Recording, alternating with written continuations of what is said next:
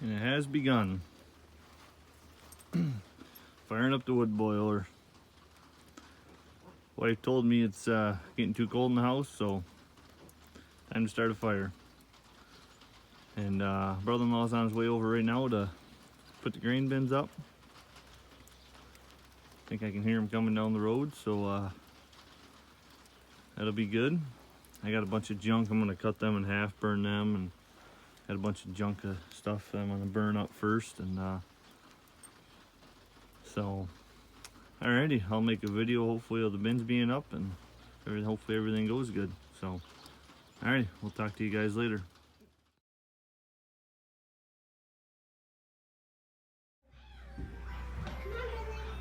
Wow. Look.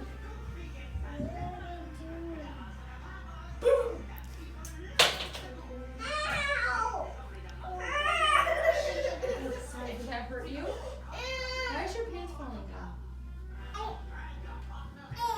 Look, look, there it is.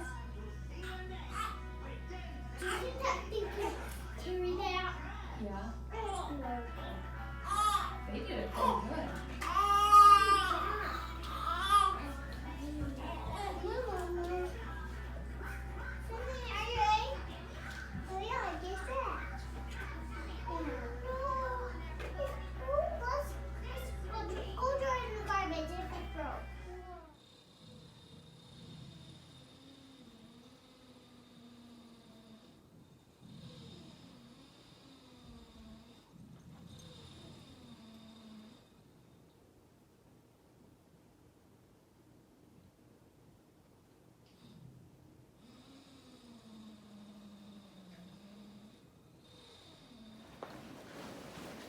Well, it's Sunday, October 13th, about 4:30 in the afternoon.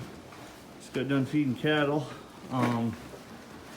Actually, I need to turn on the water, filter water up, and I got to do chickens yet, and feed some square bills, which I'll explain that here in a little bit. Kind of messed up, not really, but my uncle asked me to borrow the loader tractor.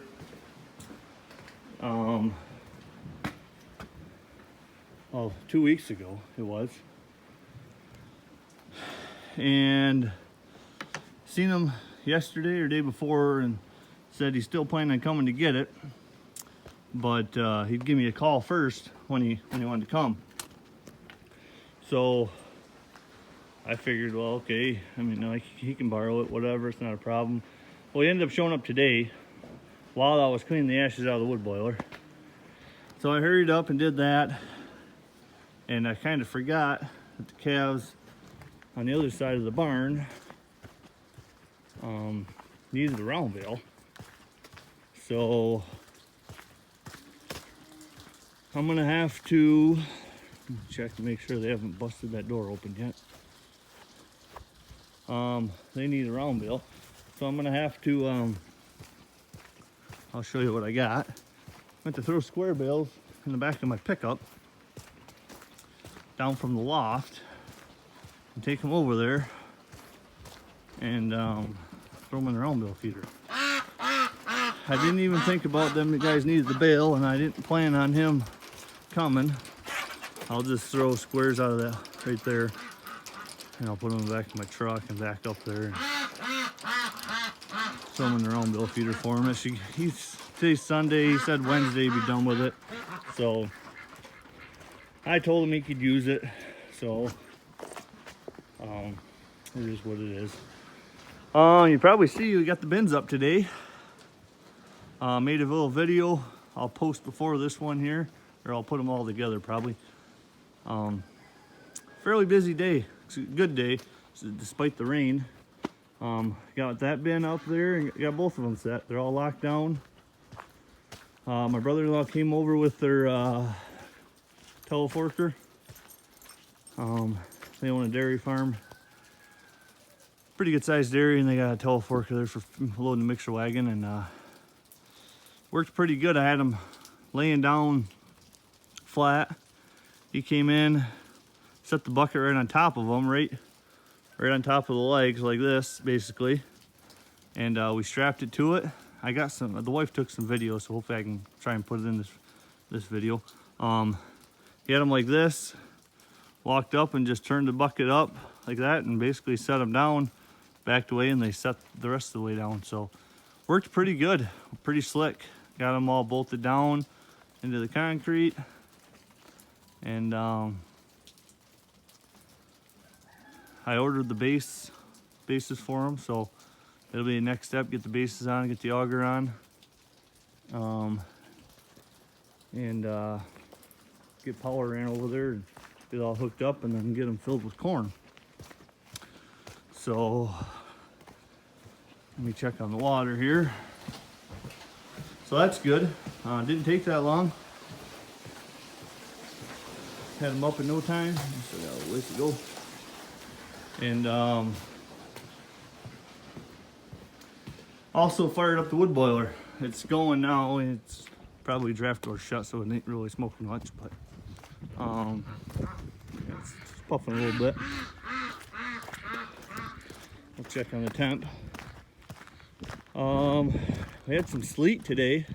Well, that's the other thing. I wanted to unload them logs, firewood logs too, before Kubota left, but oh well. What, 177 degrees. Yeah. Most of you in the northern part probably know how these work. I'll just explain it real shortly. Temp gets up to 185. Draft door, right there's a draft door, it shuts, chokes the fire out. And once it gets down to, I think it's 175 or 170, the draft door will kick open and fire the wood stove, or fire it back up basically. And she's smoky. And yeah, draft door's shut right now. And it's all water around there, whole outside of this. Up above there and on the sides, it's all water. There's 200 gallons of water in it. And check the water level here. And there's 200 gallons of water in it. There's lines running to come up into there, running to the house. They actually come in the back side of the house in the basement. And that water essentially is at 180 degrees roughly. It goes through, I have a heat exchanger, basically just a heat exchanger in the basement. Runs through that, and I don't really know how all that works. It runs through there, and the fan blows the heat off the water and pushes it through the house. And house is set on a thermostat. The wife usually likes to keep it warm at 72, 74 degrees. So I can keep it at a constant temp, basically just like heating the propane, I guess, but using wood to heat the water instead of gas. So I burn quite a bit of wood, probably around 12 pulpwood cord of wood a year. Now them outdoor wood boilers do go through more wood than like if I had one in the basement. But nice thing about these is you can cut the wood longer, and if it'll fit through the door. I've actually had a big piece I've got just in the door, and I use the tractor to push it up and push it in. Long as it'll fit through the door, and you can leave. I can keep the house at a temperature I want. Whereas sometimes in the basement, you fire it up and it'll burn, heat the house right up, get it real warm in the house, and then you got to keep playing with the fire to keep it where you want it. Whereas this, like right now, this time of year, I'll fill it once a day in the evening when I do chores. I'll fill it up good. I'll probably check it in the morning, rake it around, the coals around and stuff, and it'll be good all day. Get in the dead of winter, I gotta check it morning and night. but I don't have to mess around with it all the time. Whereas if there's one in the basement, I know a guy that's got one. Well, a lot of people that have them, there's nothing wrong with them. You burn less wood, but he gets home from work, he's got to start a wood or start a fire in it again, get the house warming up. Before he goes to bed, fill it. He gets up in the morning before work, gets out, he's got to start a fire again. And so I don't really have to deal with that. I just gotta make sure there's wood in there for it to burn. So, but it does go through more wood.